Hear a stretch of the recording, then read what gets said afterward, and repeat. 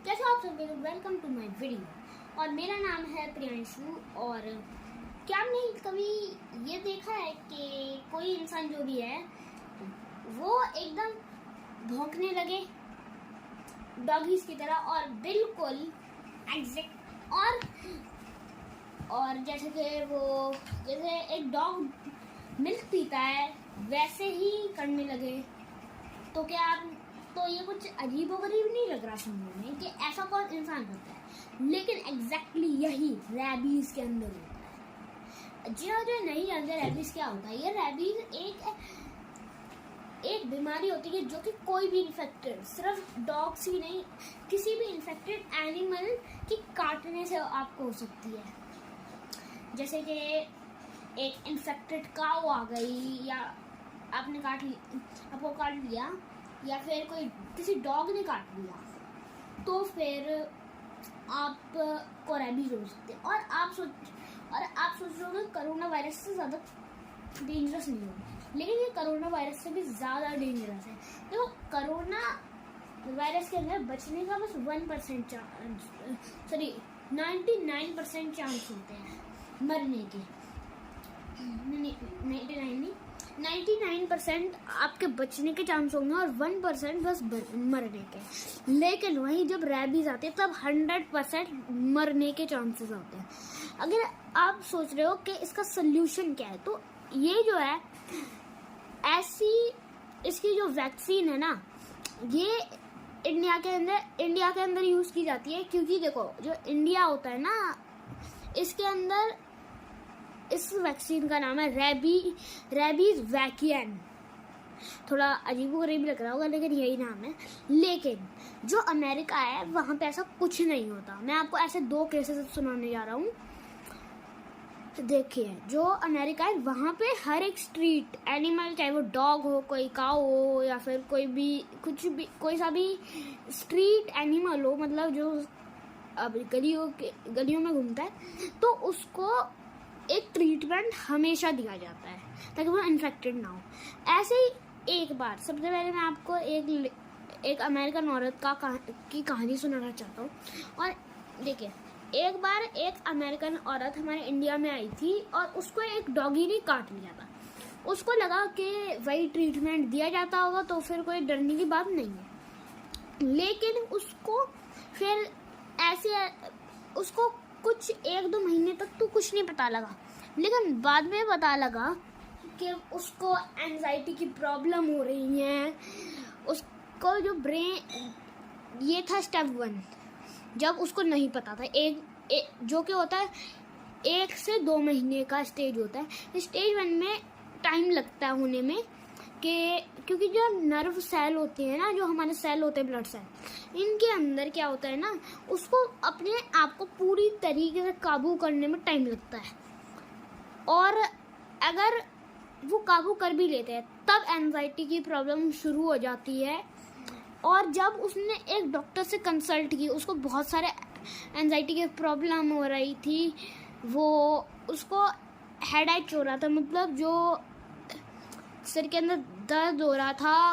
उसका जो ब्रेन था वो बिल्कुल भी सही से काम नहीं कर रहा था। लेकिन जब उसने डॉक्टर का कंसल्ट किया, उनको ऐसा लगा इसको तो सिर्फ एंजाइटी की प्रॉब्लम है। उनको ये नहीं लगा कि रैबीज का, उनको थोड़ा सा भी नहीं पता लगा।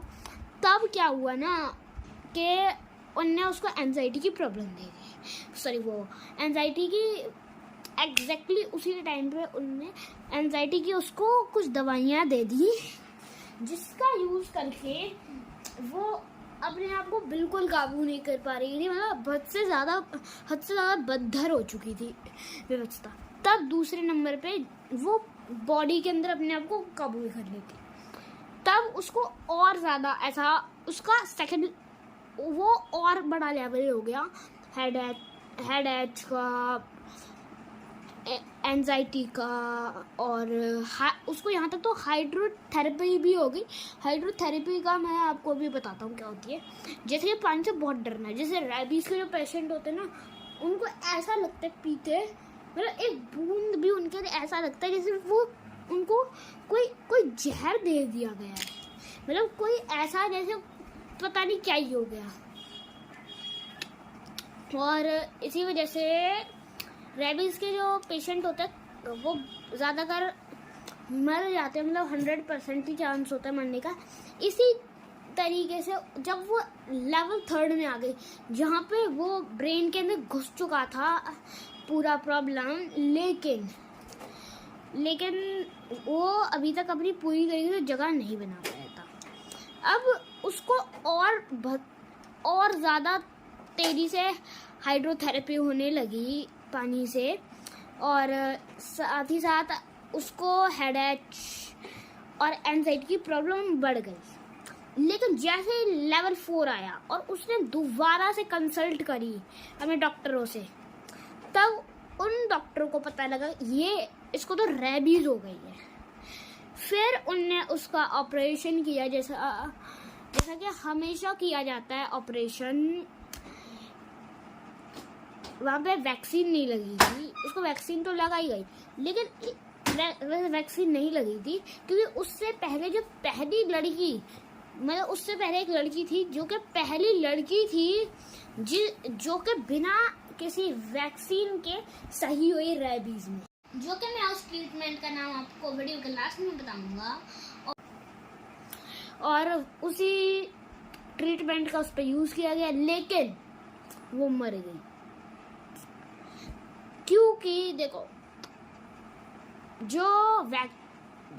अगर आपको भी ना, अगर मैं आपको एक यहाँ पे वार्निंग दे देता हूँ, अगर आपके घर में छोटे बच्चे हैं या फिर छोटे बच्चे खुद देख रहे हैं यहाँ पे, या फिर आपका कोई भाई बहन है, थोड़े बड़े बच्चे होंगे 8-7 साल के, अगर उनके छोटे भाई बहन हैं या फिर आप बहुत छोटे हो, सबसे छोटे हो, तो इस बात को ध्यान में रखना कि अगर कभी भी आपको किसी इन्फेक्टेड काऊ या फिर किसी डॉग ने काटा, किसी भी इन्फेक्टेड, चाहे वो कोई इन्फेक्टेड कैट ही क्यों ना हो, तब आपको ध्यान रखना होगा कि अपने पेरेंट्स को जरूर बताना है। इसी तरीके से केस हुआ जहाँ पे एक लिफ्ट के अंदर एक लड़का जा रहा था, इंदिरापुरम में ही हुआ था ये केस, नोएडा में हुआ था ये केस, जहाँ पे एक पिटबुल पीछे पड़ गया था एक बच्चे के और उसने उसको काट दिया, और उसके आप सोच नहीं सकते कि 18 से भी ज्यादा टांके लग गए उसके तो, और लास्ट में वो मर गया। Good bye. और आपको भी ध्यान में रखना है रेबीज का। और अगर आप सोचोगे हमारा इम्यूनिटी सिस्टम तो उसको हैंडल कर लेगा, नहीं, वो इम्यूनिटी जो सिस्टम होता है ना, वो पता तक नहीं लगता, भनक तक नहीं लगती, कोई शक भी नहीं होता हमारे इम्यूनिटी सिस्टम को कि हमारे शरीर में रेबीज हो गई है। इसलिए जल्द से जल्द हॉस्पिटल जाएं। आप सरकारी अगर आपके आसपास है तो फिर वहाँ तो फ्री में लग जाइए, अगर प्राइवेट भी है पास में तो वहीं पे भी जाइए, पैसा तो खर्च होगा लेकिन बच तो जाएगी किसी की। और जिस ट्रीटमेंट से उस लड़की को बचाया गया था उसका नाम था Milwaukee protocol. Thank you, bye.